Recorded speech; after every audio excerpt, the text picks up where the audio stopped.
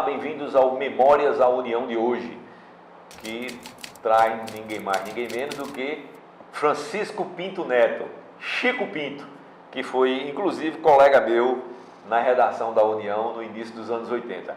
Chico, é um prazer tê-lo aqui conosco e eu gostaria de começar a nossa conversa como invariavelmente tenho começado quando converso com alguém desse projeto que a União lançou. Como é que começou a tua história com a União? Primeiramente, eu gostaria de agradecer e parabenizar a União por esse belo projeto.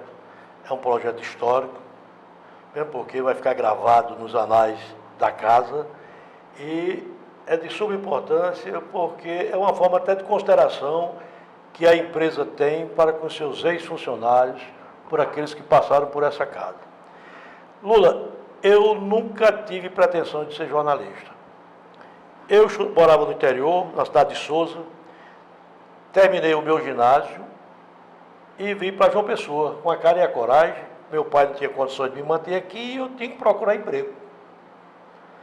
Eu tinha uma amizade com um senhor chamado Ailson Matos, que era meu amigo, e saí à procura de Ailson, ele era deputado estadual, para ver se ele me conseguia alguma coisa, algum emprego, para eu me manter aqui na capital. Pelo menos para eu pagar uma república, ter uma refeição. E aí, viesse com a cara e a coragem, Chico? Cara e a coragem, a cara e a coragem. Saí do sertão com a mala e um dinheirinho no bolso que só dava para passar um mês. Aí eu procurando a Ilso na Assembleia Legislativa, realmente foi no período que se criou-se no governo do Estado aquele grupo dos Tupamaro, que era Ilso, Valdir Santo Lima e Edivaldo Mota. Os três formaram um grupo para combater o governo. Então, quem combate o governo não tem chance de nomear ninguém. Então, eu fiquei batalhando, passando por baixo. Fui trabalhar na Polinô, como office boy, e estudando no liceu à noite. Um belo dia eu chego na Assembleia Legislativa, no gabinete de Ailson, fui apresentar de novo, ele disse, você não está querendo emprego? Está aqui o seu emprego aqui. Eu disse, como assim meu emprego? Ele pegou um jornal, A União, aí tinha um edital convocando pessoas para fazer teste de repórter da União. Só aqui, ó. Nesse caso, ele me deu um anzol. Eu peguei aquele jornal, coitado, me entusiasmei e fui para onde funcionava a reportagem, que era ali na 1817, em cima do cartório de Garibaldi. Quando chego, me deparo com o Barreto Neto e Frutuoso Chaves. Eita, com duas unidades pela frente. Aí eu me apresento aos caras e digo, olha, eu vi esse tal, coitado, eu queria tentar aqui uma vaga, coitado. Frutuoso com aquela diplomacia dele, aquela calma, coisa e tal, mas tudo bem, você senta aí que eu vou preparar uma pauta para você. Eu sabia nem o que era pauta, tinha a mínima noção de jornalismo. Então ele preparou essa pauta e explicou, olha o seguinte, nós temos duas vagas. A matéria que for publicada na primeira, vai ser publicada numa página interna, agora com a chamada para a primeira página. Com a chamada da primeira página. Se você pegar o jornal no outro dia, e sua matéria for publicada, você vem direto para o jornal, vem para aqui para a redação, já traga a sua carteira. Que o emprego é seu. Que o emprego é seu. Aí minha pauta que Frutuoso me deu foi para fazer uma matéria no matadouro público, que nessa época funcionava onde hoje é o Distrito Mecânico. Certo, lá na Ilha do Bispo. Na Ilha do Bispo, funcionava ali. O carro me deixou lá no local, que eu não sabia onde era novato de uma pessoa. E eu fui fazer a entrevista, procurei o diretor administrativo do Matadouro, eu já tinha um certo manejo de conversa e perguntei a quantidade de abate, como era aquela situação, aquelas perguntas que você realmente tem que fazer, né? Voltei para a reunião, para a redação, e tinham, eu me lembro que a matéria era 40 linhas de 75 toques, né? E tu já era datilógrafo? Eu era datilógrafo, eu tinha feito o curso de datilografia na escola de Chico Malota, lá em Souza. Eu já tinha uma noção de datilografia. Aí eu fiz a matéria, né, entreguei lá, coitado do envelope e fui para a rua. Eu morava na General Osório, no edifício Mateus Zácara. Quando deu 4 horas da manhã, eu impaciente, 4h30, que eu precisava desse emprego, porque eu estava já passando privações aqui em uma pessoa. Estava passando até necessidades elementares, até dinheiro para comida, coitado, tinha que ir na casa de estudante, tinha que ir comer no quartel de polícia, ou na casa universitária, um negócio assim. Aí, resumindo, eu sei que quando foi de 4h30 da manhã, eu me levantei e fui para o Ponto Serré. Fui aguardar o Jornal União. Boquinha era o gazeteiro. Quando foi por volta de 5 horas, 5 e meia, eu chego a Cômodo da União, jogo o pacote de jornal. Boquinha, tem um jornal desse? Ele disse, não, peraí, deixa eu arrumar a banca primeiro. Resumindo, ele foi, tirou o jornal, me entregou. Quando eu abri, estava lá. Na primeira página. Chico Pinto, assinatura, a matéria, o texto de chamada feito por Barreto, né? Feito por Barreto e a matéria dentro, na quarta página, eu me lembro como hoje. Quarta página. Resumindo, que era geral na época, quarta página. E daí eu me animei, voltei para a República, tomei meu banho, botei a melhor roupa que eu tinha, peguei minha carteira profissional e fui. Fui recebido por Frutuoso, aquela figura que... Porque Frutuoso foi um chefe de reportagem, né? Não desrespeitando os demais, não desconsiderando os demais, mas Frutuoso era aquele cara exigente, mas ao mesmo tempo carinhoso com o repórter. Ele, quando via que você estava perdido em alguma matéria, ele vinha de seu socorro. Chegava por trás de você, lia a matéria, coitado, fazia mesmo as balas, estava a cabeça, e dizia, olha, você fizer dessa forma, vai melhorar o seu texto está bem ao menos, mas você tem que melhorar dessa forma. Então, o Frutuoso foi dando muito conselho a gente, certo? Inclusive, conselhos morais, como você devia se conduzir como profissional de imprensa, certo? Você devia... Certo? Foi além da chefia. Além da chefia, ele foi... Tecnicamente tanto, né? que ainda hoje, nós, repórteres daquela época, temos a maior consideração com o Frutuoso, o chamamos de mestre. Ninguém chama Frutuoso, chama ele de mestre. E Chico Pinto disse que tinha uma característica de Frutuoso, que às vezes ele era muito exigente com o repórter, mas ele só admitia que ele fosse. Ninguém mais mexia com o repórter dele, né? Ninguém mexia, o repórter era dele. Não tinha diretor de jornal, não tinha ninguém. O repórter era dele, só ele que determinava as ordens. Certo? Agora, Frutuoso tinha um negócio interessante, ainda hoje eu guardo na lembrança um fato muito que me marcou como jornalista. Eu fui fazer uma matéria contra um cidadão aqui em João Pessoa, cheguei com uma matéria de denúncia, fiz o texto, entreguei no birô, ele leu, olhou e disse, pode estar na gaveta a matéria. Eu digo, por que, Frutuoso? Você já ouviu o outro lado? Eu digo, não vi não. Ele disse, enquanto você não ouviu o outro lado, a matéria está embargada. Está embargada, a matéria não será publicada.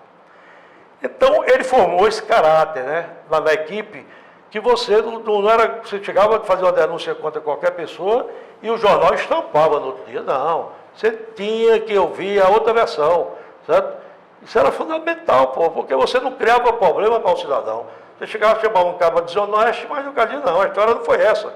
A história basicamente foi essa aqui. As duas versões, né? As duas versões. Então, que é isso que era o jornalismo da época que se fazia, certo? Inclusive, a gente se baseava muito naquele manual de redação da Folha de São Paulo, que naquela época exigia esse tipo de coisa, certo? Então, nós fomos. Então, na União com Frutuoso, o importante é que a vida de repórter naquela época era uma vida muito dura, certo? Aquele repórter que não gastasse no mínimo 5 quilômetros por dia, ele não produzia. Tinha internet não, né, Chico? Não tinha internet, não tinha telefone de celular, não tinha nada. Não, o próprio telefone que tinha... Era o telefone da redação só, para atender para todo mundo. E uma coisa interessante é o seguinte, que você, naquela época, você tinha que ter suas fontes de notícia. Frutuoso me delegou para eu cuidar mais da parte da educação. Então, imagina, eu saía, pegava o ônibus e ia para a universidade. Chegava na universidade, naquele departamento, saía lendo aqueles quadros, para ver se tinha algum congresso, alguma coisa. Aquilo eu preparava alguma coisa, às vezes eu arrancava até o papel, botava no bolso, e saía por ali, né? E tinha um negócio interessante também, que eu fui escalado para cobrir o vestibular. E na época era o auge, o jornal tinha... Uma das principais notícias do ano. O jornal tinha obrigação, aquele jornal que saísse na rua em primeiro lugar, meu amigo, estourava. E eu fiz amizade com o professor Francisco Xavier Pinheiro, que era o coordenador da comissão executiva do vestibular. A famosa COPED. Na Epitácio Pessoa, ali em frente àquele posto de gasolina que tem ali. E o doutor Francisco gostava muito de mim, então eu aproveitei minha amizade com ele, porque além de eu pegar muitas informações do vestibular, eu ganhava uma extrazinha, porque ele me dava os editais do vestibular para publicar e eu ganhava minha comissão. E ali eu já tirava, né, uma coisa. Então ali foi, coitava muito tempo ali, aí foi chegando Sebastião Lucena, que hoje é um irmão que eu tenho, certo? Por coincidência, nós nascemos no mesmo dia, no mesmo mês do mesmo ano. Eu e o Luciano, nós temos esse ganho. Ele é de Princesa Isabel, eu sou de Itaporanga. Chegamos aqui na mesma época. Porque esse período da União, quando eu cheguei, foi final de 74 para o início de 75. Eu já estava me preparando para o vestibular. Preparando o vestibular, estudava no liceu, tinha conseguido uma vaga, fui da última turma do clássico do liceu. E é tanto que eu misturava o trabalho com o estudo. E consegui passar no vestibular de Direito da Federal, que naquela época era um curso, era medicina e direito, né? Eu não sei que sorte foi essa, que eu nunca fui um bom estudante. Consegui passar no curso de direito. Tião passou, mas passou para a autônoma. Etiênio passou para a economia. Eu sei que a União, nessa época, publicou inclusive as fotos nossas, 4 ou 5 funcionários da União, que em 75 passaram no vestibular. Então era isso, a União era uma família, eu acredito que ainda hoje seja, certo? Mas sempre foi a escola do jornalismo. É isso que era a próxima pergunta que eu iria fazer a você. Você também é daqueles que considera que a União foi a escola? A União foi a escola. Quem não passou pela União, me desculpe, mas não jamais será um bom jornalista. Certo? Será um jornalista mediano, né? Eu não quero dizer que eu seja um bom jornalista. Eu quero dizer por isso, por conta que a União tinha esse cuidado, a União tinha cuidado com a informação, certo? Tinha responsabilidade com a informação, certo? Tinha responsabilidade com o texto e com a honestidade da notícia. Eu ainda me lembro, Pinto, de uma coisa que era comum nessa época da gente, que era a preocupação que todos nós tínhamos de chegar ao texto final. Texto final. Não era isso? Era porque naquela época, nós repórter, a gente não se preocupava muito no texto, porque nós tínhamos os copydesk. Os copydesk. Eu me lembro que o copydesk era Armando Nóbrega, Aularico Corrêa Neto, e com a União funcionava. Eu passei por 4 redações da União, 4 centros de reportagem da União, né? Que a redação era aqui. A primeira foi na 1817, em cima do cartório de Garibaldi. Depois dali a gente foi para a antiga Saelpa, ali naquela descida, para o quartel de polícia, certo? Quartel de polícia. Dali a gente foi para João Amorim, ao lado por trás do Bom Preço, ali da João Machado. Depois fomos deslocados para a biblioteca pública ali na General Osório. Ao lado do shopping. Que foi o melhor local, porque ele ficava na Festa das Neves, em frente à redação, em frente à reportagem. Certo? Inclusive, ali me marcou, porque foi quando eu perdi um grande amigo meu, amigo nosso, o saudoso Pedro Moreira, e era o nosso chefe de reportagem. E eu já estava dentro do carro, eu, Pedro e Domingos Neto, para a gente sair para tomar cachaça. Domingos Sávio. Domingos Sávio. O ilustrador, né? O ilustrador. Acontece que Barbosinha era o chefe de reportagem. Eu tinha feito uma matéria e não tinha titulado a matéria. Barbosinha chegou, e vem cá, você não pode ir não, desça do carro, venha fazer a matéria, fazer o título, coitado, daquele jeito dele, apressadinho. Eu digo, Pedro, espera um minutinho aí, que eu vou fazer esse título é bem rápido. Aí disse, para não criar problema com o Barbosa, que ninguém queria criar problema com o Barbosa, porque era um cri-cri, né? Aí, eu sei que quando eu disse, fui para a máquina fazer esse título, entreguei lá, quando eu saí, Pedro Moreira tinha ido embora. À noite, eu fui para o drive-in, se concentrava o jornalista todinho. Era um bar da época. Foi quando a Aguinaldo começou a beber, Marco Tavares, Werneck Barreto, tinha um trio lá, eles tinham separado na mesma época, aí ficava lá chorando as mágoas dele, da separação, e a gente, naquela roda, Maior Moraes, todo mundo, todo dia. Quando eu estava no drive-in, chega uma amiga minha e dá a notícia, olha, o corpo de Pedro Moreira acabou de chegar aqui do Samaritano. De que história é essa? O Rio Samaritano estava o corpo dele na pedra. Então, isso, aquela redação da General Osório, me marcou por esse fato. Porque Pedro Moreira era um irmão que eu tinha, certo? Era um amigo de redação, colega de cachaça. Porque naquela época a gente tomava um pau, meu amigo, que não era brincadeira não. Certo? A gente era todo dia, o dia todo, meu amigo, não tinha esse negócio não. A gente se reunia no Grande Ponto à noite e durante o dia era naqueles bares que a gente ia encontrando. Certo? Então esse jornalista, negócio envolveu muita gente, porque a União ela tinha uma desvantagem na época por conta do norte. Então o repórter da União, geralmente, o Norte, a gente observava, a gente sentia que o repórter do Norte, ele tinha um privilégio, certo? De ser Era o atendido. grande veículo de Era o grande comunicação na veículo, época, né? o grande veículo, tinha o privilégio de ser atendido. Eu me lembro que uma vez eu peguei uma discussão grande com o Evandro Nóbrega, foi numa época que aquele Milton Ribeiro, ele era reitor da universidade, que houve uma confusão, botaram ele para fora. Os correspondentes do Sul, era Nonato Guedes, era Erialdo Pereira, Frutuoso, não, Frutuoso não era ainda não. Frutuoso foi do Globo. Eu sei que os correspondentes do Sul, a gente foi todo mundo para a universidade e... Era Milton Paiva, né? Milton Paiva. Entraram para a entrevista com Milton Paiva, com o professor Milton Paiva. E o Norte conseguiu entrar. Eu estava ao lado do repórter do Norte, era Tarcísio Neves, por sinal. Que depois migrou para o esporte, né? Quando eu fui entrar, era a União, não pode entrar não. Eu digo, não entra o quê? Eu meti o pé na porta e entrei. Eu digo, que diferença é essa? Aí entrei, participei da entrevista e levei a entrevista para o jornal. Então era isso. Mas a União era muito forte, rapaz, pela sua capacidade de transmitir a notícia, apesar da fama de ser um jornal oficial, mas a União nunca impediu o seu repórter de fazer qualquer tipo de reportagem. Eu me lembro muito bem da época de Camusim e Alagamar, certo? Eu fui fazer a cobertura por ordem de determinação do Gonzaga Rodrigues, que era o diretor técnico, ele que mandava nas redações. Você vá para Aragamar, coitado, e acompanhar a reportagem. Eu me lembro que eu e Zé Flávio, Zé Flávio era do Correio, nós montamos no cavalo, ainda hoje existem essas fotos espalhadas aí, e saímos tangendo o gado de dentro, juntamente com os bispos, Dom José Maria Pinto, Dom Pedro Casa d'Água, Dom Marcelo Cavalheira, uma série de bispos que estavam aqui na Paraíba, naquele período de Aragamar. Certo? E a União, apesar de ser no período da Revolução, a União publicou a matéria. Então a União era interessante, bicho. Olha, você gostava de trabalhar com a União.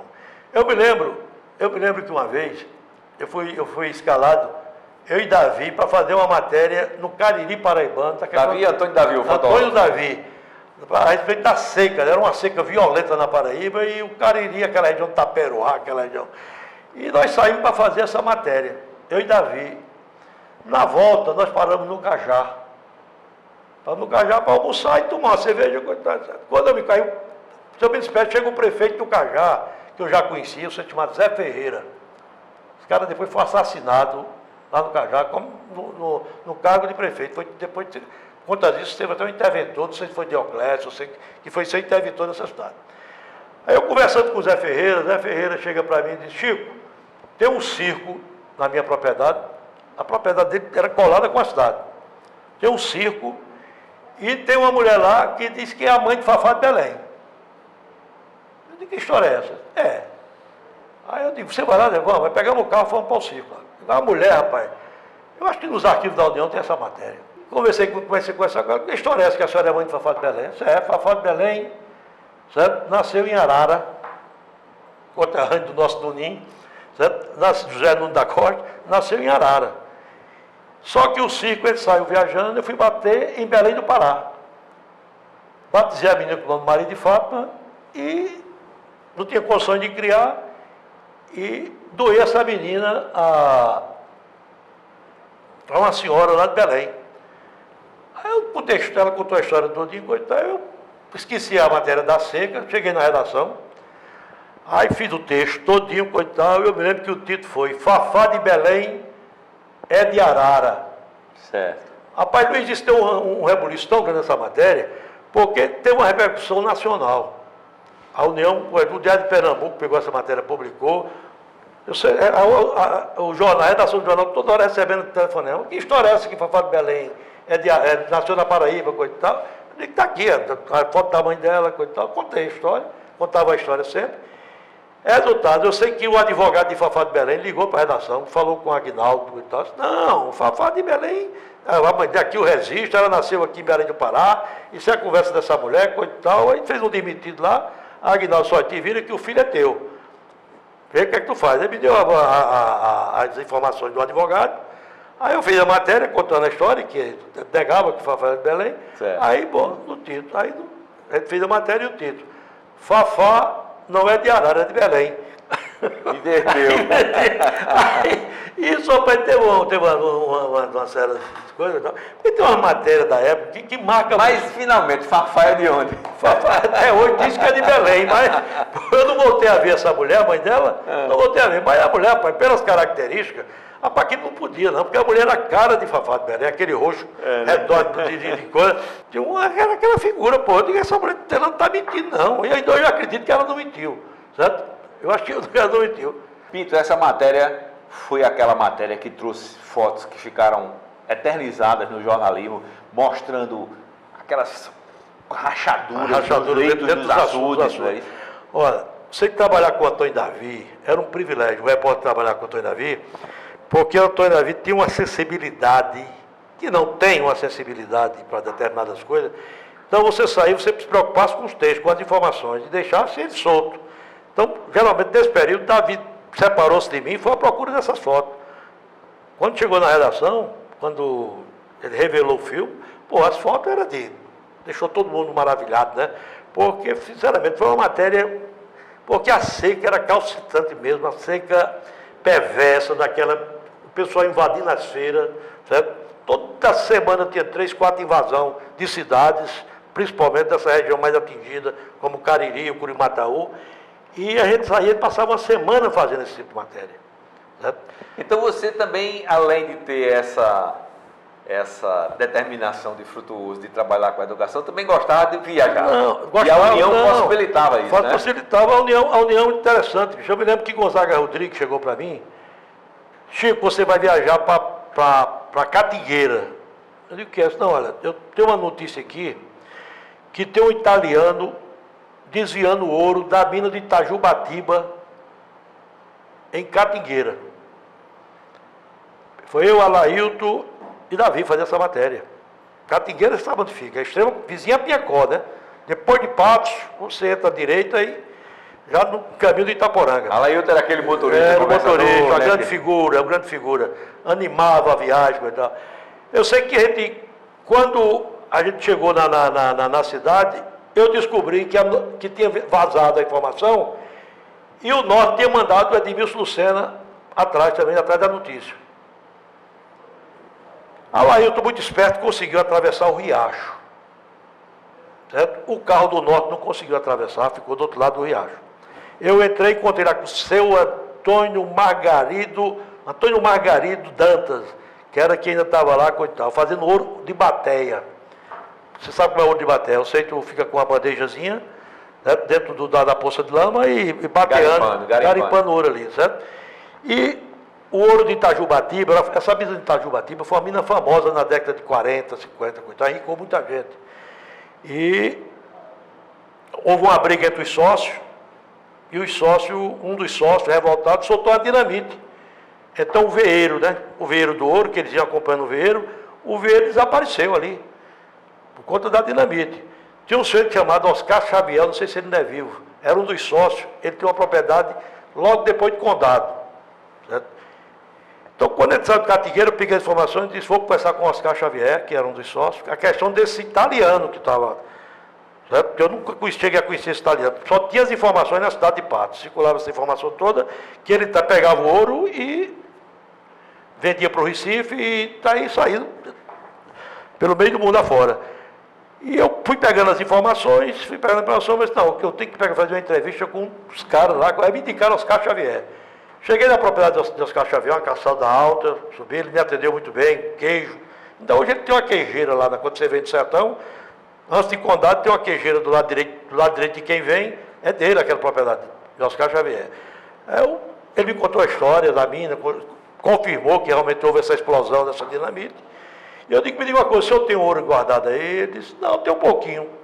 Aí fui abrir um cofre, Luiz, ele tirou um saco assim, bom, mas deixa eu chamar assim, um saco de lona cheio de ouro em pó.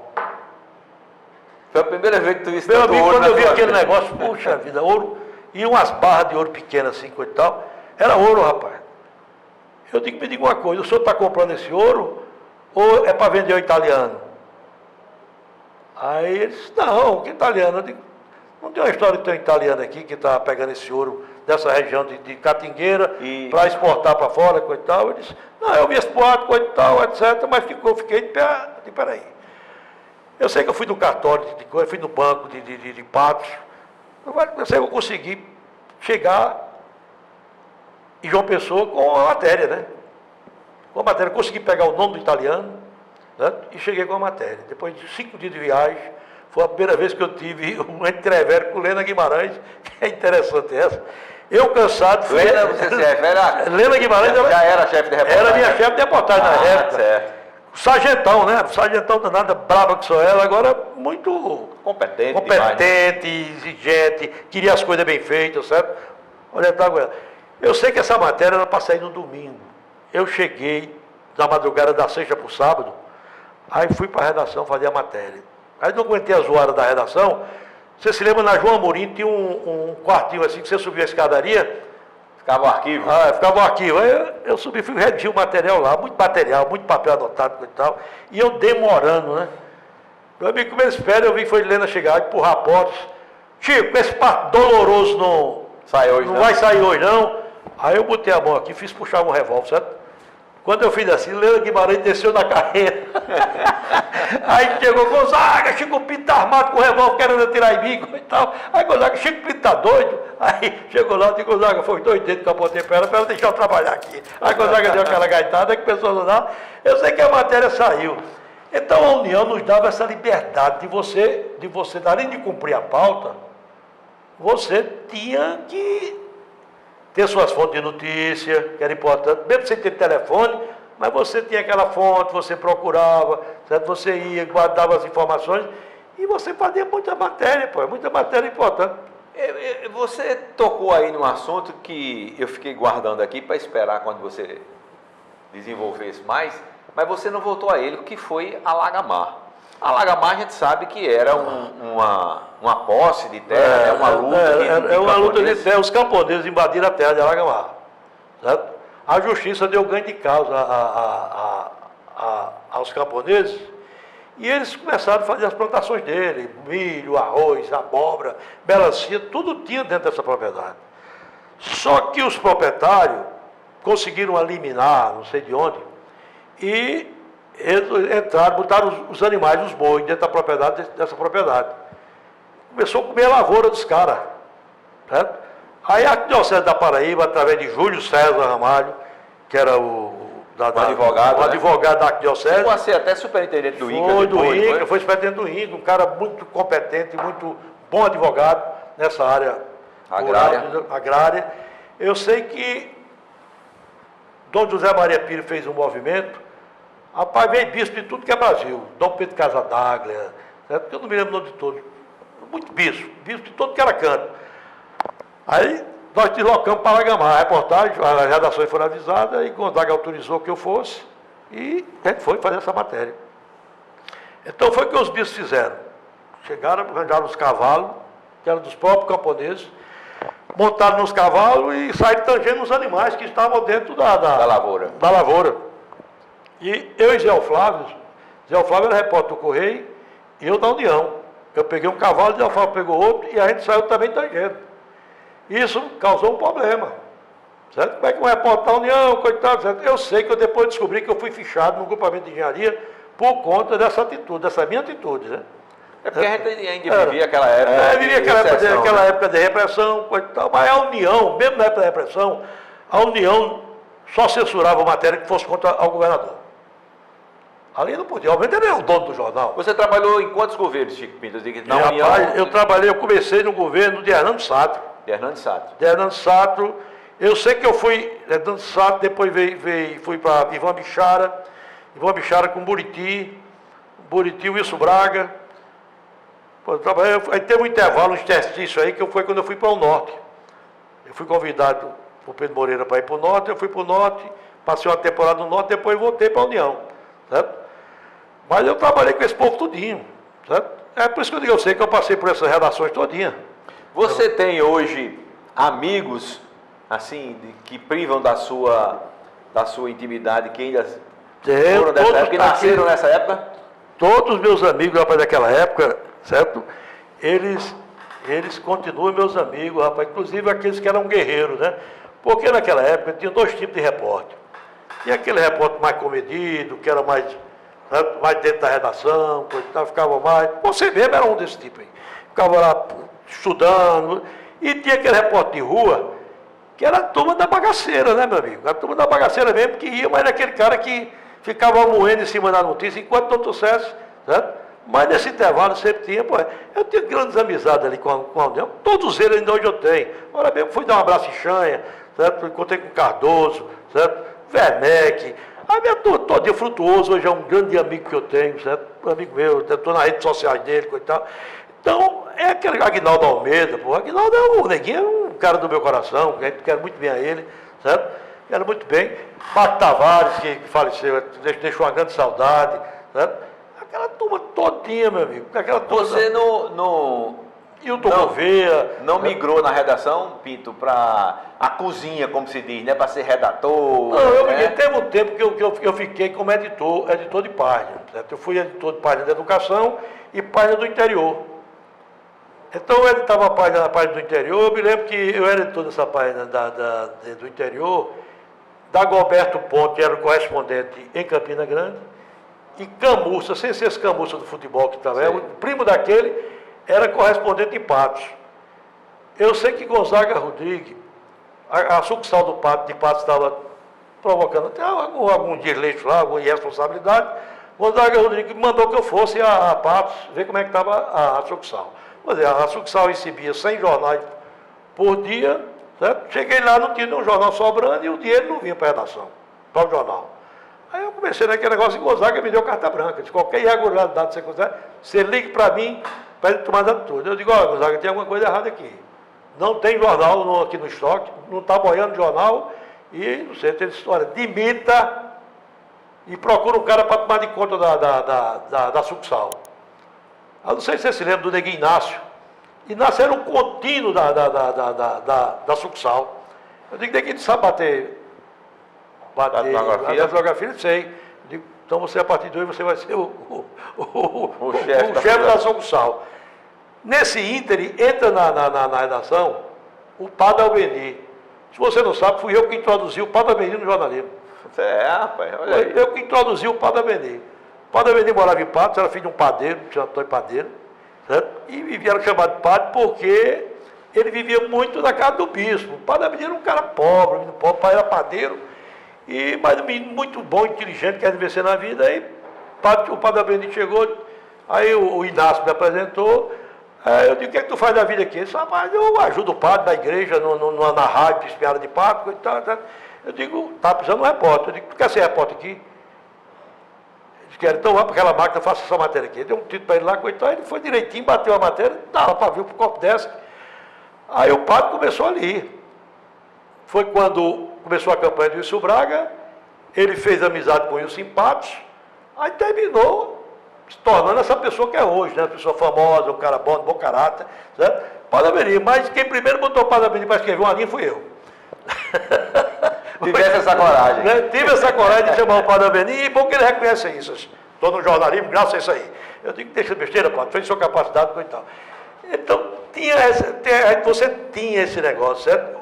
O período de Gonzaga Rodrigues foi muito próspero também para a liberdade da redação, para a confraternização.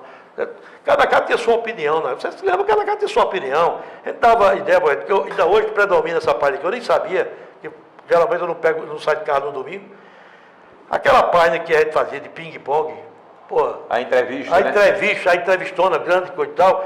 Inclusive tem uma história interessante comigo, de uma aposta que eu fiz com o Hilton Gouveia, que tem o Luciano aqui em zona pra caralho.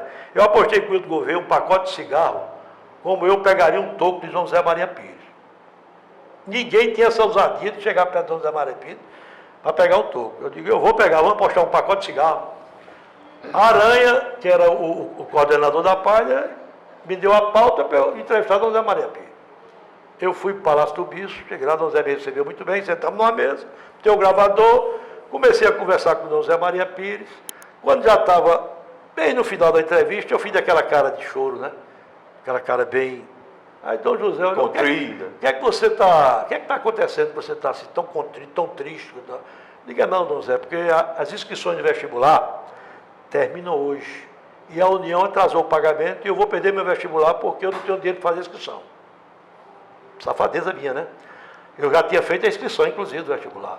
Aí Dom José disse, não seja por isso. A Mitra, me lembro as palavras dele, aspa, a Mitra vai pagar o seu vestibular, você vai passar e vem comemorar com o bispo.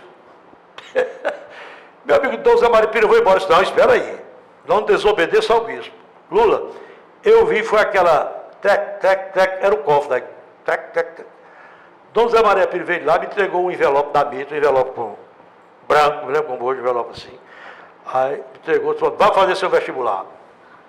Eu saí do Palácio do Bispo, quando chegou mais ou menos ali na altura da API, tinha um quiosquezinho ali, aí eu fui olhar, Lula, era 5 meses de salário, eu ganhava na União. Segui para o Ponto Sem Réis, naquela época tinha a loja Seta, não sei se você se lembra. Eu lembro. Onde eu armazém Paraíba ali, aliás, o Hotel Paraíba, né? Paraíba Palace. Paraíba Palace. Na esquina tinha a loja, né? No térreo tinha a loja Seta na esquina. Eu entrei na loja Seta, comprei uma calça e uma camisa, bem bacana. Quando eu saí da loja, encontrei com o Livardo Alves. Digo, Livardo, e aí? Tudo bom? Eu digo, vamos tomar uma? Ele disse, tem dinheiro não. Eu digo, bora, hoje eu tenho dinheiro aqui. Aí a gente foi para o Pietros.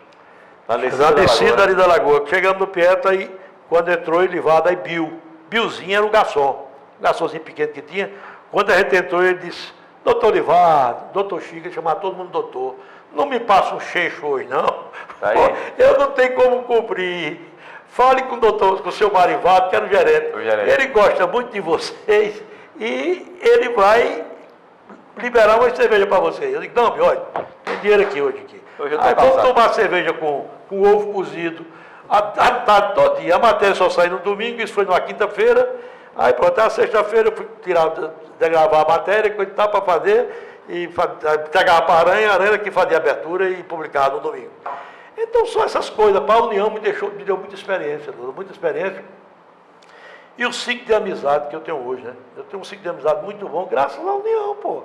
Porque a União, logo em seguida, aí eu fui deslocado para a política. Foi reportagem política. Mas fui designado para cobrir a Câmara Municipal. Na Câmara Municipal. E tinha sempre cada episódio na Câmara Municipal, coisa interessante. Eu me lembro que houve uma vez lá que o vereador era aquela, não sei o que, Gundim, que era vereadora, e Deus soltou uma piada lá, o cabo saiu de 4 pés, roncando como um porco, dentro da Câmara Municipal, a gente conseguiu fotografar. E fiz essa matéria deu uma repercussão grande, né? O prefeito era ligado ao governador, a Câmara foi em cima do prefeito. Eu sei que resumi, mas retirou a matéria, no outro dia não deu uma repercussão, e eu fiquei pedido de entrar na Câmara Municipal. Genival, depois foi vereador, que era o diretor, disse, a partir de hoje você não entra na Câmara, não. E eu fiquei fazendo as matérias Era Genivaldo Fausto, né? Genivaldo Fausto. E eu fiquei fazendo as matérias, umas cadeiras assim que tinha assim na lateral.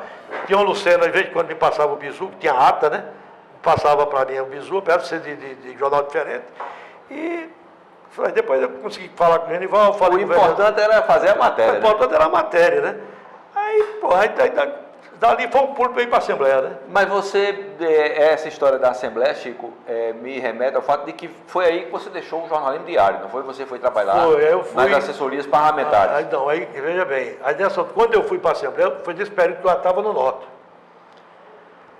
A Madruguinha era o presidente da Assembleia. José Soares Madruga. José Soares Madruga, meu conterrâneo de Itaporanga, né? Madruga me consegue uma assessoria na Assembleia. Eu, repórter de política do Norte, e como era que eu ia pegar uma assessoria sendo repórter de política naquela época? A gente tinha um pudor. Aí eu cheguei para Marconi de Góes e disse, olha, não vai dar para eu continuar na política não, porque eu estou com essa assessoria, o salário da assessoria é maior do que o do jornal, então ou eu fico com uma coisa ou com a outra. Aí Marconi de Góes até fez um elogio para mim, isso tudo bem, até que você é diferente dos demais e tal. Eu digo, não, mas eu também pego toco, não tem esse negócio não. Agora acontece que eu acho chato esse tipo de coisa, certo? Acho chato. Então, o que é que o senhor quer fazer? Então, vou transferir você, tirar você da política e você fica com sua assessoria lá. Eu digo, tá bom, aí fiquei. Aí foi quando eu voltei para a União, logo em seguida, certo? Aí na União, meu amigo, aí foi aquele período todo, e em seguida eu fui para a Rádio Obras. Aí passei uma temporada na Rádio Obras, e estava trabalhando na Rádio Obras e trabalhando na Tabajara. E foi quando chegou o governo Collor fechou a Rádio Obras. Aí a gente foi tudo no meio da rua. Né? Eu tinha um salário bom na Rádio Obras e vai voltar a pedir emprego, né? Foi quando, na época que foi criado o quadro do governo do Estado, da SECOM. Como foi que eu consegui entrar na União, voltar para a União? Foi na época da Copa do Mundo, me escalaram, eu e Arnóbio, para ir cobrir um jogo da seleção na Granja Santana, com Ivan Bichara e Dona Mista assistindo esse jogo. Os dois sentados numa poltrona, a gente numa cadeira de lado, a gente só via só a televisão. O tempo todo não olhava nem para a gente, nem um copo d'água ele oferecia.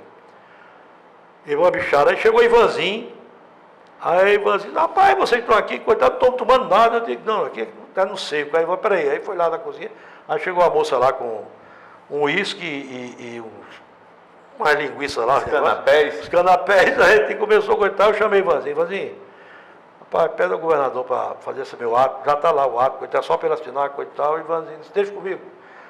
Aí foi publicado o meu ato como para a SECOM. Eu fui ser repórter da SECOM, o chefe era Carlos Roberto de Oliveira. Aí fui para a SECOM, não, era Altinaldo Lourenço. Altinaldo Lourenço de Arruda Belo. De Arruda Belo, grande figura, o velho galo.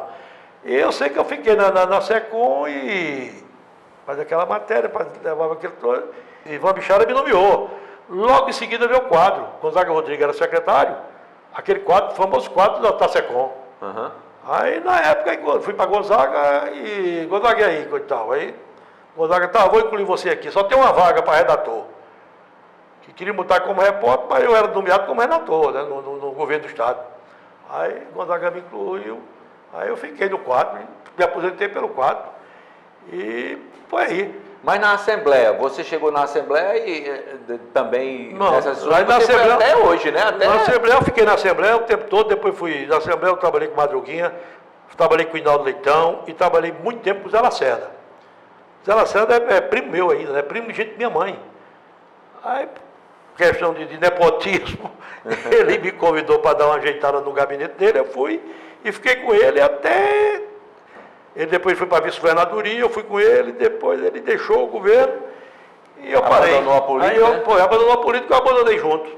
Aí fui trabalhar, botar minha lojazinha. Então, na Assembleia, eu fui fundador do Comitê de Imprensa, certo? Fundador do Comitê de Imprensa da Assembleia. Inclusive, coloquei o nome de Natanael Alves, em homenagem a Natanael. Tinha sido presidente da União Tinha sido também. presidente da União na minha época, inclusive meu amigo. E quando eu fundei o comitê de... Primeiro secretário era Ramalho Leite. Nós conseguimos uma sala lá no primeiro andar da Assembleia. E eu digo, rapaz, é o seguinte, vamos colocar o nome desse comitê de Natanael Alves. Ele tinha morrido há pouco tempo, aí colocou. Comitê de Imprensa Jornalista Natanael Alves. A resolução é uma lei. Ainda hoje, esse nome tu tem que tire.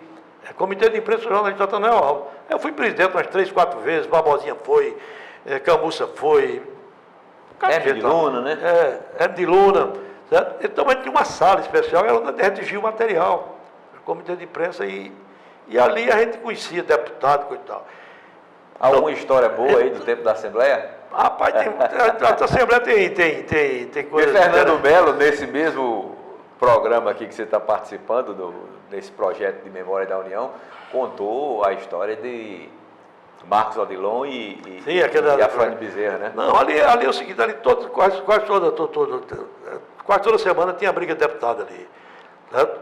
Por exemplo, Sebastião Calixto, certo?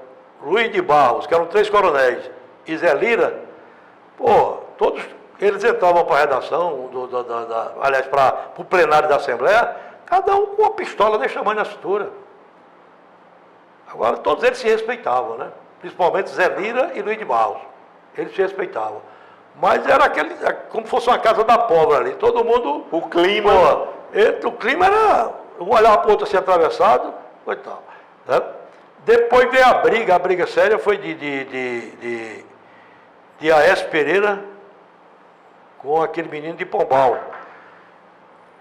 é o nome dele, meu Deus do céu? É o deputado de Pombal, que foi prefeito lá, que é. O que é? Levi Olímpio. Levi Olímpio. Então era uma briga feroz, certo? Aécio, com aquele jeito dele, brabo que só, desafiava Levi Olímpio para uma briga, e aí de hora saía todo mundo do comitê de imprensa para ver se com medo de levar bala, certo? Então a Assembleia tem essas coisas, meu amigo. Eu presenciei uma briga de Ed Tavares com Inácio Pedrosa. Meu amigo, é uma briga de. Um pegar no paletó um aberturar o outro dentro da coisa e chegou. Eu me lembro muito interessante de a Assembleia, o primeiro secretário era o deputado Luiz Pereira. E a Luiz Pereira determinou que colocasse uma corrente de ponta a ponta na frente da Assembleia. E só tinha 2 vagas pré-estabelecidas, que era do presidente e do primeiro secretário. Quem fosse chegando primeiro, o cara ia abrindo e ia colocando os carros. Né? Aí chega Zé Gaioso. Zé Gaioso era um rapaz de uma educação, filha da mãe, bruto que só ele. Aí quando chega aí, quer botar o carro na vaga de Aloysio. O carro de Aloysio tinha saído aí. O menino lá disse, deputado, infelizmente eu tenho voto para não botar. Disse, que voto de quem? Do primeiro secretário. Mas ele é mais deputado do que eu. Aí travou-se. Colocou o carro. Coloca esse carro atravessado aqui. Na Praça Militar, na Praça João Pessoa. O trânsito enlouqueceu ali no centro. Bip, só via a zoada toda. Ele entrou para o plenário e chamou a Luiz. Luiz, você é mais deputado do que eu? Foi que houve? Eu quero colocar meu carro e você deu ordem para não colocar meu carro na frente da Assembleia?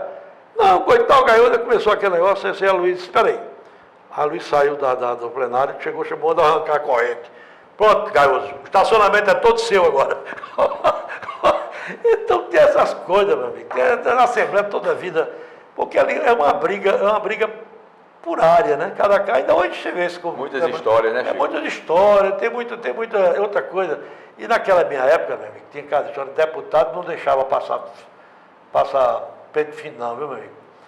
Então a Assembleia sempre foi, como digo a você, sempre foi.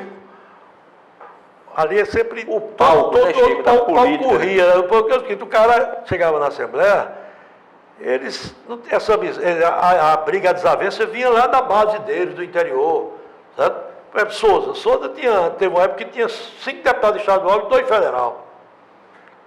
Era Marconi Gadelha e Maris, na federal. Aí tinha Eilson Matos, estadual, Nias Gadelha, Paulo Gadelha e Laes Pires. 4 deputados estaduais, uma cidade daquele interior. Entendeu? Então, cada vez tinha a desavença deles, pô. Vinha do berço, Vinha do berço, pô. E tinham os que eram da oposição e os que eram da área política. O que era ligado ao governo. Da situação. O que era da situação. Então, esse da situação levava mais vantagem em tudo, né? E, por conta disso, abriu a paternidade. Quando tinha 2 do mesmo lado do governo, a paternidade da obra. Certo. Meu amigo, ali é uma briga ferrenha. Pô, Zé Lacerda e Assis Camelo, porra, só não faziam trocar tapa por conta de Rio Tinto e Mamanguape, porque eles eram votados nessa região, e depois eu descobri que era tudo ensaiado. Era tudo ensaiado, era teatrinho mesmo, pô. Eles, para não deixar ninguém entrar na área deles. Então eles faziam oposição um ao outro com a briga ferrenha, coitado, para alimentar as bases, que é isso que acontece ainda hoje. Política é muito hábil nesse aspecto, certo? Eles brigam, quando você mesmo espera, estão no restaurante, almoçando, jantando, conversando, bebendo, tocando lorota entre eles. E o eleitor, besta, é quem vai na onda, que vai brigar por conta desse fato, entendeu? Mas a realidade é essa mesmo, é a política, é a nossa política que nós temos, mas esse negócio de política é muito interessante, bicho. Pô, tem uns fatos interessantes, você tem que se... Ué, aquela prisão de Cícero Lucena, para mim aquilo foi um absurdo naquela época. Eu trabalhava vizinho o gabinete de Zé Lacerda, que eu era chefe de gabinete, então meu birô era encostado com o birô de Ricardo Coutinho, o gabinete de Ricardo Coutinho. Então toda sexta-feira à tarde, entrava 5, 6 pessoas lá, que eu não vou citar nome, porque estão vivos ainda aí, levando informações para Ricardo Coutinho contra Cícero Lucena. E eu ouvi aquela conversa todinha, certo? Eu ouvi aquela conversa todinha. E Ricardo Coutinho, o que é que fazia? Pegava essas informações, preparava na terça-feira do primeiro expediente, ele ia para a tribuna e largava o cacete, porra. Pá, pá, pá, até conseguir prender Cícero Lucena. Certo? Mas aquilo ali foi um processo bem estudado, bem montado, inclusive com a participação de até correligionário de Cícero Lucena, que levava as informações. Certo? Para Ricardo Coutinho, informação daqui, levava aquilo.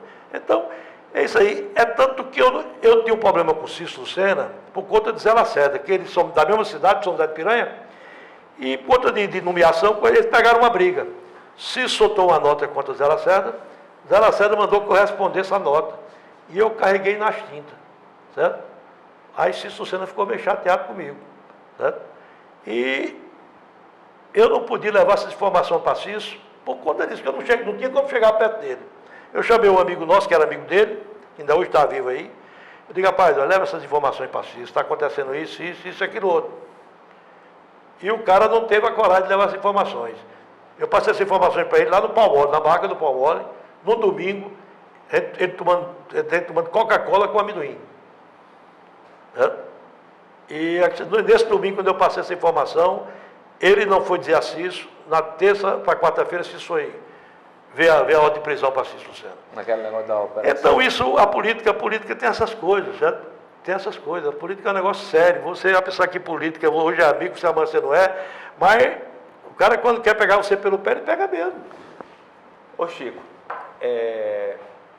dessas histórias todas, desse tempo de A União, que lembrança, ou melhor, que, digamos assim, que ensinamento você aprendeu aqui na redação, você testemunhou, ou que você foi orientado, enfim, algo que você trouxe da redação para a sua vida e que...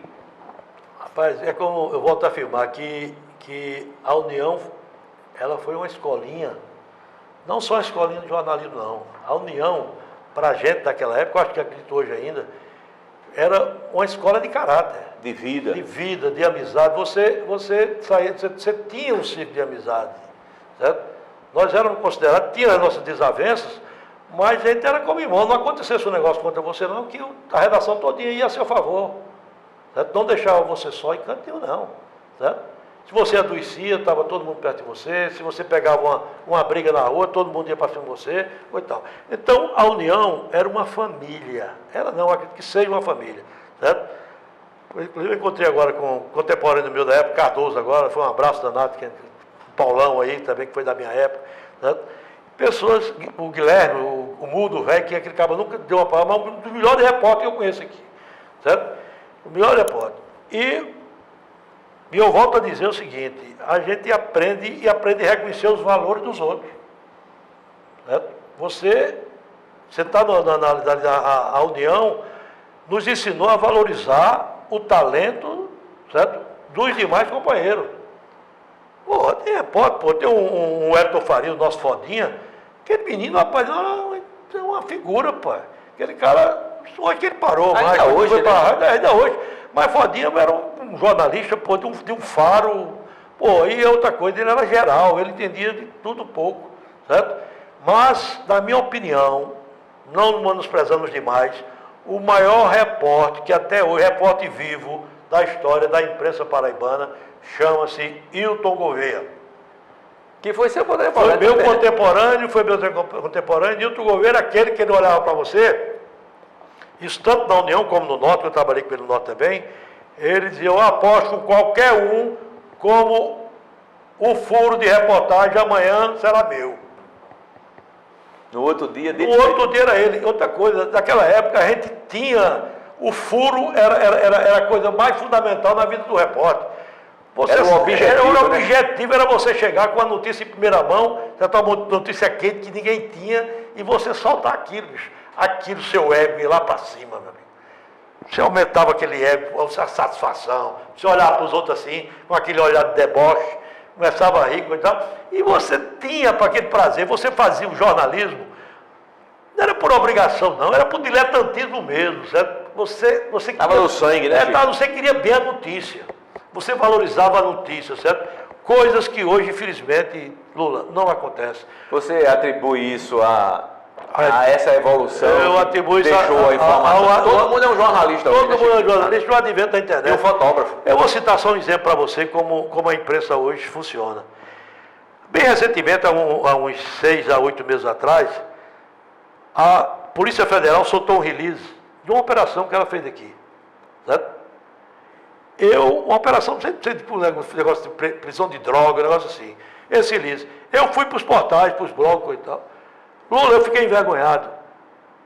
Dos 6 a 8 blogs, era o mesmo texto e o mesmo título, pô. O release, o release, pô. O cara não teve coragem de mudar sequer o título. Eu digo, pô, isso é uma preguiça mental, pô.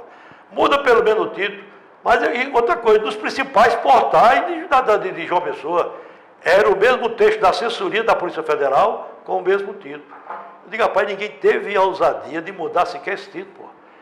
Então eu digo, pô, isso não é mais jornalismo não, pô. Isso é um Ctrl-C, Ctrl-V. Ctrl-C, Ctrl-V.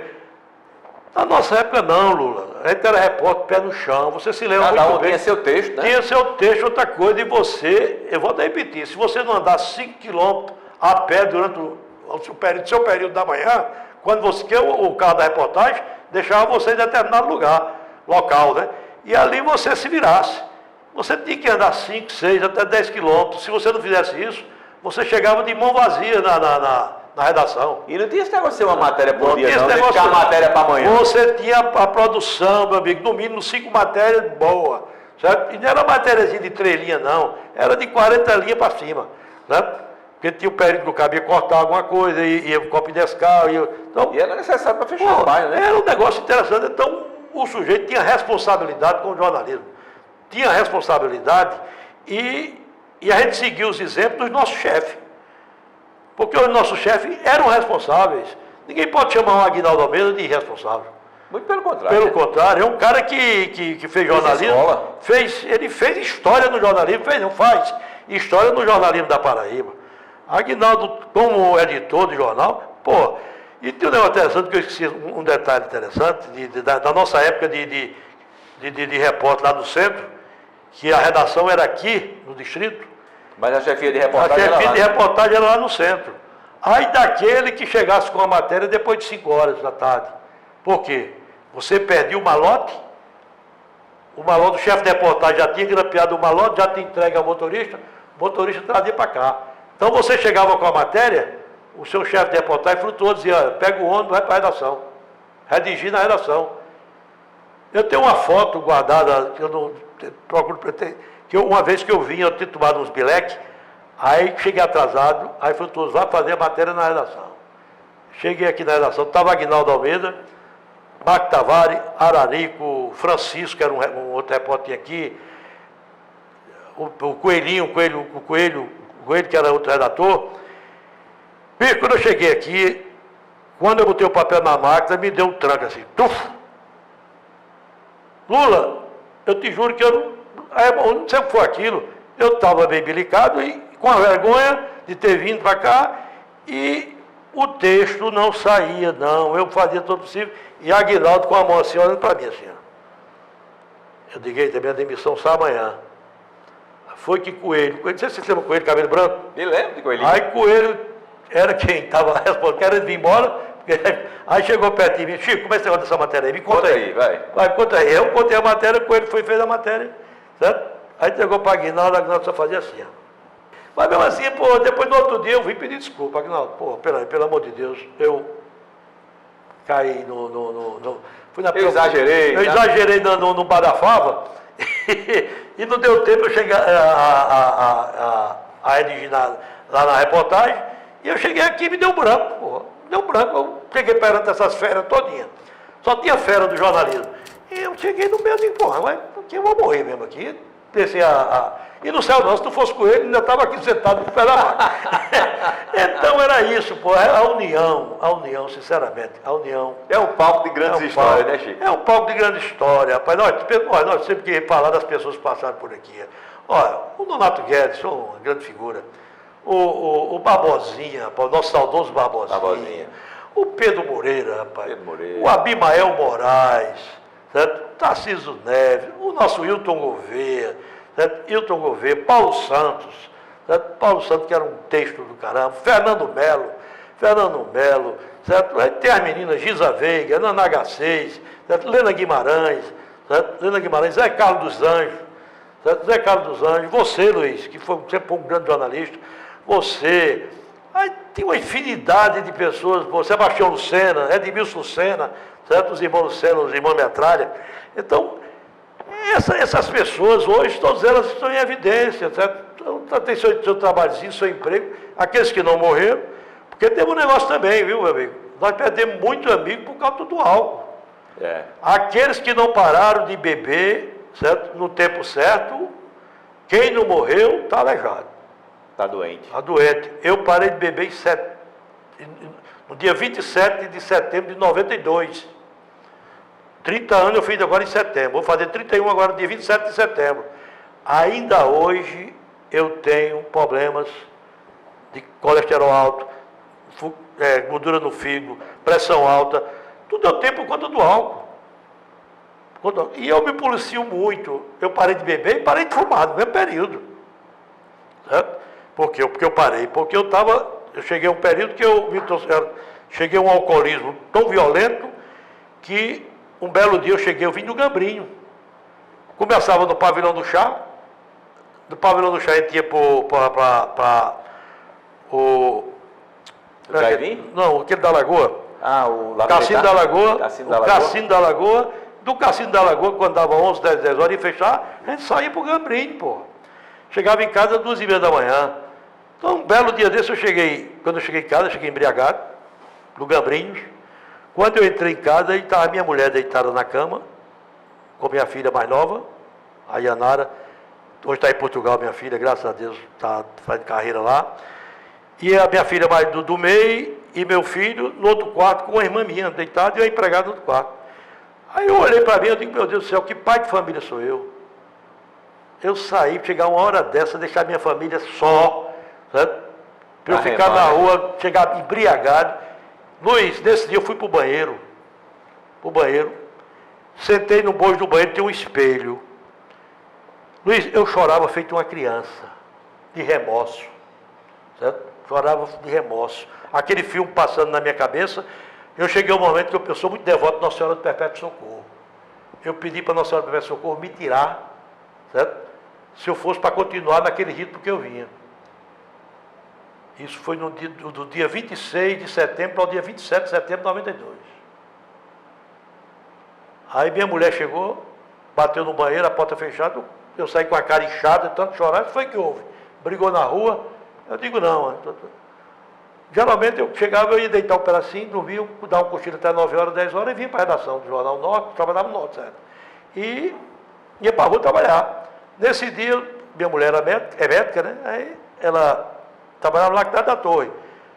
Aí eu mandei botar o café para os dois, eu digo, olha, eu vou tomar café, você vai tomar café? Eu vou. Eu tomei café, eu digo, você vai trabalhar agora? Eu vou. Se eu vou deixar você no trabalho.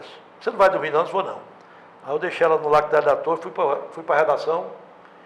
Cheguei na redação, aí fiz uma horinha, depois fui para a Assembleia. Porque eu tinha um vício comigo, que geralmente o alcoólatra tem.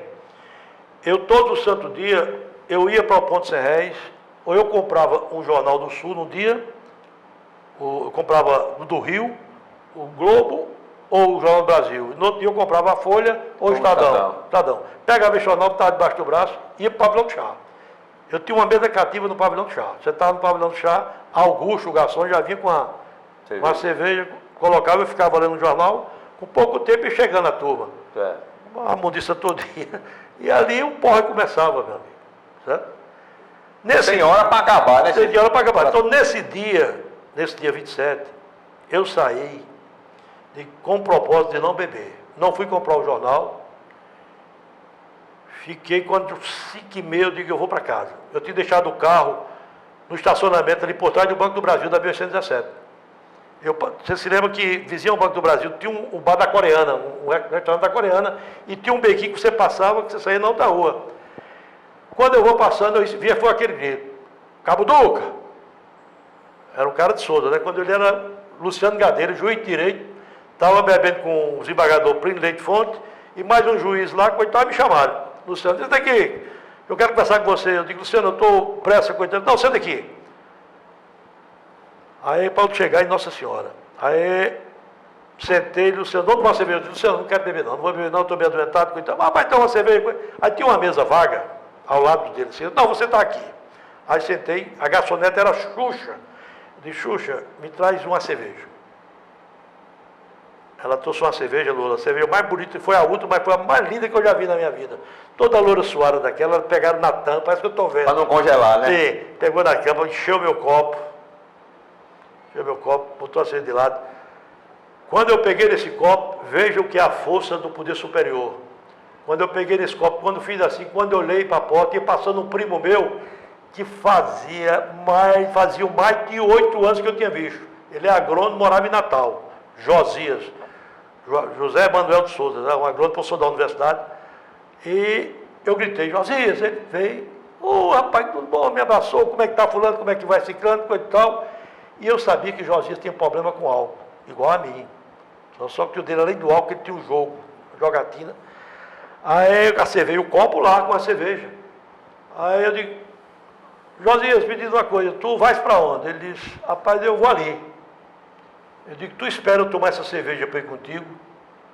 Ele disse, eu espero você tomar uma grade. Aí eu digo, Xuxa, quanto foi a cerveja? Ele disse, a cerveja está ruim? Eu digo, não, porque eu não quero não vou beber hoje não. Aí paguei a cerveja com o copo cheio. Aí saí com o Josias, diretamente, sabe para onde? Para o grupo Nego de AA. O grupo? Nego de AA. Nego é a bandeira brasileira, da Paraibana. Grupo Nego de AA, que fica ali na Almirante Barroso, ali naquela rua da antiga Tabajara ali, quando você sobe para o Mercado Central, né? Certo. Aí subi no grupo de AA e até hoje nunca mais botei um copo de álcool na minha boca. Parabéns. Aí o que eu digo é o seguinte, aí onde está o poder superior de Nossa Senhora, eu tinha pedido no dia anterior para morrer. Para morrer. No outro dia ela me deu a vida, porque eu parei de beber, certo? Voltei a ser um pai carinhoso, amoroso, presente, comecei a dar assistência, comecei a me preocupar com a educação dos meus filhos, porque a educação era toda a responsabilidade da mulher, certo? Formei todos os três hoje estão bem de vida, casados, tudo bem, certo? E fui construindo minha vida, hoje eu trabalho com ramo comercial, né? Deixei de imprensa para lá e hoje eu tenho loja de colchão. Eu tenho 2 lojas de colchão e vivo nesse negócio aqui e tal, e levando minha vida. E contando histórias, Contando histórias. Só que me dá muita saudade da minha época de geração. Quando eu entrei aqui, eu me emocionei, porque, sinceramente, é um período de sua vida que você faz. Eu tive 2 opções na vida de carreira. Eu saí do sertão para vir fazer vestibular de Direito. E resultado, eu entrei no jornalismo, por acaso, por conta desse edital, fiz vestibular, passei para o meu curso de Direito que eu queria, mas fiquei dividido entre as 2 profissões. Jornalismo,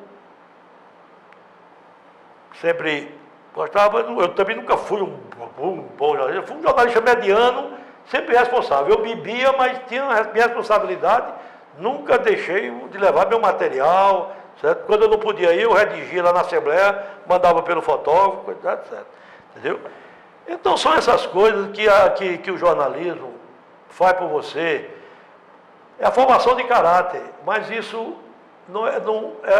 é a sua companheirada que transmite isso para você. Que você queira, você vai observando. Você observa o caráter de Lula, aprendendo, né? vai observando o caráter do outro, então a brincadeira de um, ali você vai formando o seu caráter, certo? Então são coisas fundamentais na tua vida. É o quê? É você não ter o orgulho, certo? Nem ter petulância, dizer, eu sou melhor do que esse clã, não, eu sou bom que eu conheci aqui, só tinha Djalma Góes, que era o fotógrafo, eu sou bom. O melhor. Eu sou o melhor.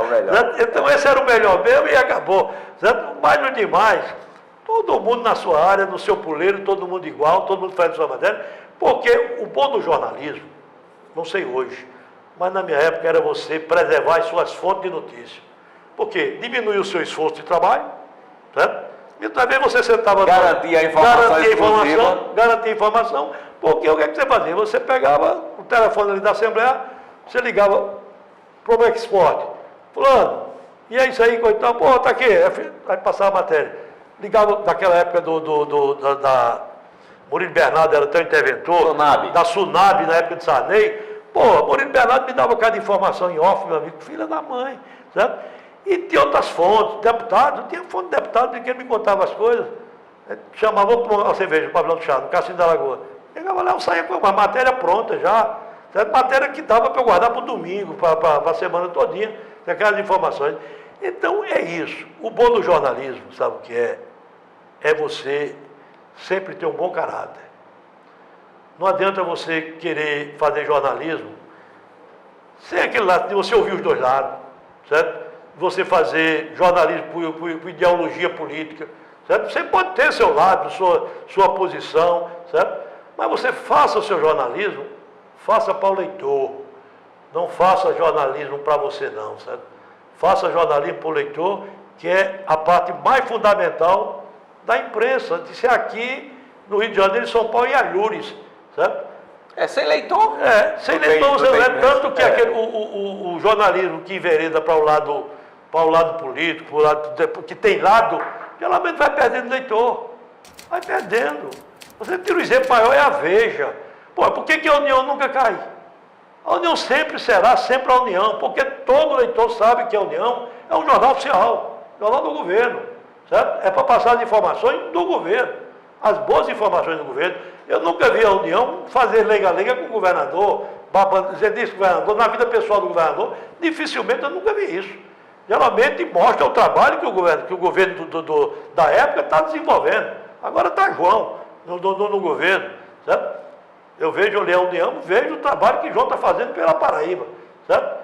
Se amanhã for outro, a União passa a ser mesmo que a União é um órgão de governo, certo? Ela não é órgão do governador, não, ela é um órgão de governo. Aqui nós trabalhamos para o governador do dia, para o Estado, para as informações, para as secretarias, para dizer programas e políticas programas e políticas públicas, é isso aí, Lula, certo? Então, por isso que a União vai viver mais 100 anos, certo? Mais 100 anos, mais 100 anos, mais 100 anos, por quê? Porque se ela continua com a sua linha editorial, não é porque eu esteja aqui não, é porque eu fui da casa. E toda a vida nunca mudou. Não mudou nada. A União permanece desde a época de 75, 70, na União em 74. Desde 74 até hoje, eu li a União quase semanalmente, certo? E a União é a mesma coisa. A União nessa área de cultura, dá de Cambô até em Jornais do Sul. Pô, esse caderno de cultura da União, os Correios das Artes, meu amigo, é um negócio fabuloso, rapaz. Dá prazer você chegar a pegar. Eu pego todo sábado, eu pego lá na livraria do Luiz. Vou lá, Carlos já reserva o meu Correio das Artes, certo? Eu pego lá, então, levo para casa, eu vou ler, certo? Me deliciar com a matéria dos companheiros. Então tem, rapaz, esqueci aqui de me lembrar do nosso grande amigo Walter Galvão. Walter Galvão foi uma grande figura, certo? Cabo inteligente, bonachão, né? Alegre, feliz, cantor, irônico, com inteligência fina. Eu chamava a figura, eu chamava ele de Mesquitinha. Senador, como é que vai? Senador, é um senador do Acre que era Mesquita, que era a cara dele. Ele me mandava para aquele canto e dizia, meu senador, como é que vai? Ele dizia, sai. Senador Mesquita. Então tem figuras, rapaz, tem figuras aqui no jornalismo, pessoas que já se foram. Pô, o Martim Moreira Franco, pô. Martim Moreira Franco era uma figura. Eu me lembro, eu fiz até quando ele morreu, eu fiz um artigo. Eu publiquei até no Facebook, tem a Luciana publicou e tal, o encontro de Martinho no céu, né? Aí eu citei, rapaz, o encontro de Martinho com todos aqueles companheiros que já tinham partido. Eu vi essa artigo. Você se lembra? Eu fiz isso mostrando o encontro de Martinho era querido, né? O encontro dele no céu com todos eles, com Natanael, com fulano, com Beltrano, com Ciclano, Santo Carlos Alberto. Então, pessoas que passaram, rapaz, tinha um cara, pô, que era cara duro, coisa e tal, o MCC, Marcondes Carneiro Cabral, era um cara daquela na dele, certo? Tinha uns caras que não gostavam dele, tinha outros que gostavam, eu pelo menos eu não gostava, mas também não tinha raiva dele. Também não queria bem, mas também não morria de amor. Porque ele dizia que ele era o MCC, mau caráter consumado. Ele passava velho, mas era um cara que tinha um texto, meu amigo, Impecável. Pô, ele saía para fazer uma reportagem, quando ele chegava, sentava na máquina e não olhava nem para você. Entregava o texto pronto, era aquele negócio bacana. Tem outro cara na área de cultura, Silvosias. Pô, Silvosias é uma sobriedade, queira ou não queira, rapaz. Silvosias é um estudioso da cultura brasileira, certo? E foi cria da União. Silvosias, tem muitos jornalistas hoje que foram cria da União. Nós temos aqui, tem Assis Ângelo, que hoje está no, é famoso, não sei se morreu, mas no Rio de Janeiro, é compositor, e foi cria da União. Pai, nós temos a maior alegria que eu tive na minha vida foi quando eu sentei na mesa do bar com o Bill Ramos. Pô, acaba de sentar com o Bill Ramos, o que você quer, cara?